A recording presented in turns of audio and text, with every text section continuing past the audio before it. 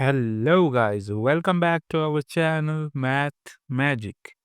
So today's question is minus 5 whole to the power x plus 1 into minus 5 whole to the power 5 equals to minus 5 whole to the power 7, and we have to find the value of x. Okay, so let's see.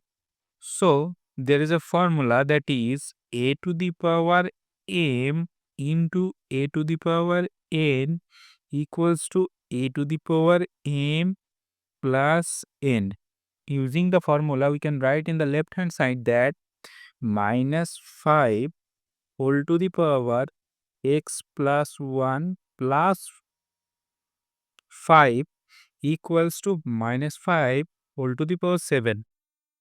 Okay, implies minus 5 whole to the power x plus 6 equals to minus 5 whole to the power 7.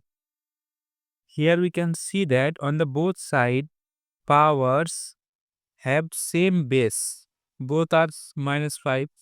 So their exponents must be equal. Okay. So x plus 6 must be equals to 7. So x equals to 7 minus 6, that is equals to 1. So x equals to 1. This is the answer, guys. If you enjoy the video, don't forget to like, share and subscribe.